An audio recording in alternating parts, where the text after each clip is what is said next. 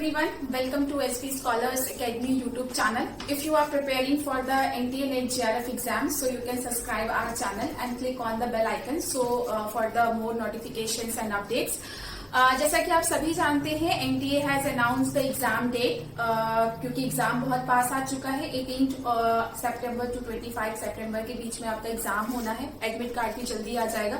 So exam को ध्यान में रखते हुए आज हम बहुत ही इंपॉर्टेंट टॉपिक के बारे में डिस्कशन करेंगे, that is your RDA. RDA क्या है? आरडीए एक ऐसा सेक्शन है जिसमें से एवरी सेक्शन जब भी आपका एग्जाम होता है तो एनटीए आपका इससे रिलेटेड क्वेश्चन पूछता है। तो मैं ये सजेस्ट करती हूँ आप सभी लोगों को कि प्लीज इस सेक्शन को छोड़ के मत जाइए। कई बार बच्चे एक बहुत बड़ी सी टेबल को देख के उसको छोड़ के चले जाते हैं क्योंकि उनको लगता है वो इतनी सारी टेबल्स, इतने सारे नंबर्स कैसे याद करेंगे। But this time I am going to tell you that how to learn the your RDA table and most important thing, what is the important in the RDA table. So जब आप RDA table की start करते हो पढ़ना तो कुछ चीजें important होती हैं। सबसे पहले कुछ उसके थ्योरेटिकल एस्पेक्ट होते हैं जो कि हम एक नेक्स्ट वीडियो में डिस्कस करेंगे, बट आज के वीडियो में हम ये डिस्कस करेंगे कि जो उसकी न्यूमेरिकल वैल्यूज होती हैं उसको आप कैसे याद करोगे, लाइक कितना किसके लिए रिकमेंडेड होता है, दैट इज वेरी इंपॉर्टेंट। और ये बहुत बार पूछा गया है। हर बार आपके न्यूट्रिएंट्स जो होते हैं वो चेंज होते हैं बट क्वेश्चंस हमेशा इस तरह से आते ही आते हैं। तो सबसे पहले ये देख लीजिए आरडीए का फुल फॉर्म क्या होता है। आरडीए का फुल फॉर्म होता है recommended dietary allowances. Now the question is that how to learn and what is the important point. जब आप आरडीए की बात करते हैं तो आरडीए के पॉइंट में सबसे इंपॉर्टेंट होता है आरडीए को 3 पार्ट्स में डिवाइड किया गया। पहला एक आपका होता है that is your known as a group. Group को हम अलग अलग पार्ट में डिवाइड कर सकते हैं, जैसे कि कौन सा मेन है, वुमेन है, children, infant, boys and girls.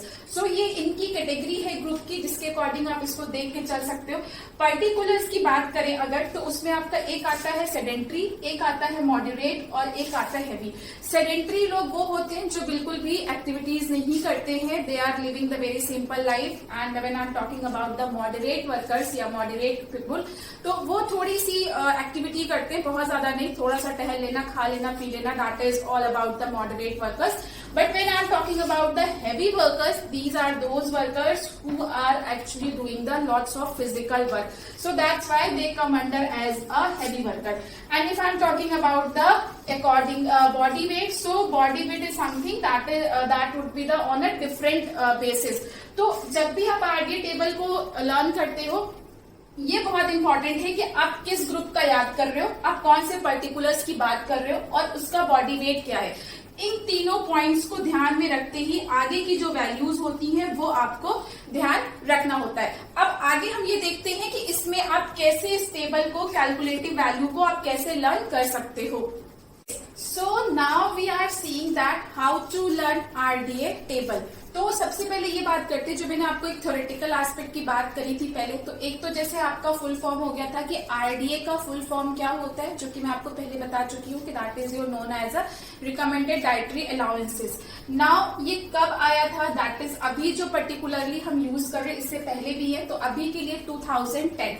अब इम्पोर्टेंट क्या है, क्या चीजों पे ज्यादा फोकस करना है और क्या चीजों पे थोड़ा सा आप इग्नोर कर सकते हो।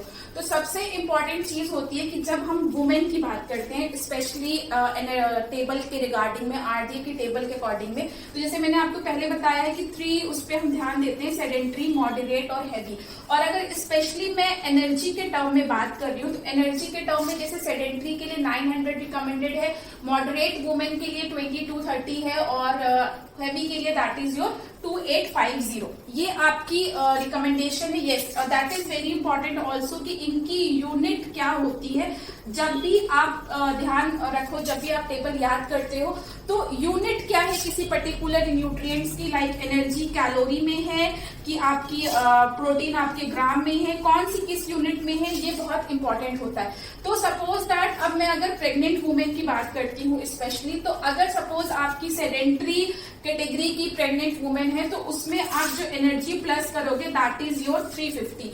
एग्जाम पॉइंट ऑफ व्यू से एक इंपॉर्टेंट क्वेश्चन ये बनता है कि कितनी एक्स्ट्रा एनर्जी आपको प्रेग्नेंट वुमेन को देनी है, दैट इज वेरी इंपॉर्टेंट। एक तो आपको ये ध्यान रखना है जिसका आंसर होगा प्लस 350। और अगर आप सेडेंट्री वुमेन को, टोटल प्रेग्नेंट वुमेन को आप कितनी एनर्जी दोगे, तो ये आपकी नॉर्मल रिकमेंडेड है, दैट इज योर 1900, और उसमें फिर प्लस आप कर दोगे 350, और ये टोटल आपका हो जाएगा 2250, 2250 आपको बेसिकली एनर्जी जो है प्रोवाइड करनी है। इसी तरीके से अगर हम बात करें लैक्टेशन पीरियड को, तो लैक्टेशन पीरियड को बेसिकली दो पार्ट में डिवाइड किया गया, एक था 0 to 6 मंथ और एक था 6 to 12 मंथ। 0 to 6 मंथ में आप 600 देते हैं और 6 to 12 मंथ में आप 520 देते हो। इसी तरीके से अगर मैं सेम एग्जांपल लेती हूँ सेडेंट्री प्रेग्नेंट वुमेन की, यहाँ पे हम जो वुमेन है वो प्रेग्नेंट का कैलकुलेट करके देख रहे हैं, तो उसमें अगर आप लैक्टेटिंग प्रेग्नेंट और लैक्टेटिंग दोनों को देख रहे हैं, तो अगर आप लैक्टेटिंग वुमेन जो कि 0 to 6 है, यहाँ पे आप देख रहे हो क्योंकि 0 to 6 मंथ के लिए 600 रिकमेंडेड है, तो इसको आप कर दोगे 2500 टोटल। अगर 1900 में आप 600 प्लस करोगे तो आपका टोटल जो आ जाएगा दैट इज 2500। अब इसके अलावा एक इम्पॉर्टेंट चीज ये भी होती है कि कौन कौन से ऐसे न्यूट्रिएंट्स हैं जो फ्रीक्वेंटली पूछे जाते हैं। ये जो मैंने आपको ये पार्ट बताया, इसमें मोस्ट कंफ्यूजन हो जाती है बच्चों को कई बार कि कितना देना है, टोटल कितना करना है। तो एक आप इस एस्पेक्ट से ध्यान रखना कि प्लस कितना कर रहे हो और कौन से ग्रुप के लिए कर रहे हो, सेडेंट्री, मॉडरेट और हैवी। और जो उनका नॉर्मल होता है उसमें आप इस 350 अमाउंट को या 600 अमाउंट को या 520 अमाउंट को आप प्लस करोगे एंड देन टोटल आप उस पर टिक करोगे। कई बार बच्चे कंफ्यूज होके या तो सिर्फ इस पर टिक कर देते हैं या तो सिर्फ इस पर टिक कर देते हैं, तो ये कंफ्यूजन मत रखिएगा। इन दोनों को अगर टोटल पूछता है तो पूरे टोटल में आपको इन दोनों को प्लस करके बताना है, और अगर सिर्फ आपका पूछता है कि कितना एडिशनल अमाउंट रिक्वायर्ड है, तब उस कंडीशन में आप इसको 350, या अगर लैक्टेशन पीरियड की बात करता है तो उसमें आप 0 to 6 या 6 to 12 कवर अप करके इसके बारे में देख सकते हो।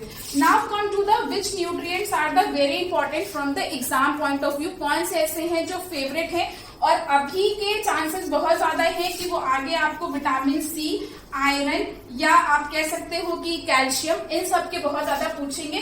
बट इसके साथ साथ energy, protein, iron, vitamin C, zinc, calcium, तो ये जितने भी ये कुछ कॉमन न्यूट्रिएंट्स हैं जो डेली लाइफ में रिक्वायर्ड होते हैं और एक अच्छी क्वांटिटी में रिक्वायर्ड होते हैं, कई हमारे मैक्रो माइक्रो इस कैटेगरी में आते हैं। तो ये इन सब के आप क्या कर सकते हो, आप इनकी एक रफ कॉपी पे टेबल बना सकते हो और बार बार आप उनको जैसे पर्टिकुलर्स के अकॉर्डिंग डिवाइड करके कि सेडेंट्री कौन सा है, मॉडरेट कौन सा है, हैवी कौन सा है, क्योंकि ये आपको सिर्फ प्रैक्टिस से ही याद होगा, ये आपको एक बार में पढ़ने से नहीं याद होगा। तो इसके लिए सबसे बेस्ट तरीका यही है कि आप इसको, इस टेबल को आप एक तो ये पॉइंट बहुत अच्छे से ध्यान रखना कि जिसमें ये मेजर चेंजेस देखे जाते हैं। इसके साथ साथ एक क्वेश्चन और पूछा जाता है कि प्रोटीन को बॉडी वेट के हिसाब से कैसे देते हैं, 0.1 देते हैं, 0.1 देते हैं, 1.5 देते हैं या 1 ग्राम देते हैं। ये भी बहुत कंफ्यूजिंग होता है और बच्चे कई बार इसमें कंफ्यूज हो जाते हैं। तो ये जो सिली मिस्टेक्स आप लोग करते हैं उस पर आपको नहीं जाना है, आपको एक्यूरेटली ध्यान रखना है कि कितना क्या चीजें हैं। Don't get confuse with the table. और इसका बेस्ट तरीका यही होता है कि आप टेबल बनाएं, कैटेगरी डिवाइड करें और उसको बार बार रिवाइज करें। जब आप 2-3 बार उसको रिवाइज कर लेंगे तो आपको अपने आप इस चीज को ध्यान में आ जाएगा। और प्लीज ये जो न्यूट्रिएंट्स हैं इनको आप अपने माइंड में रखिएगा। And thank you so much guys for watching the video. If you have any query just comment on the comment section box. Thank you.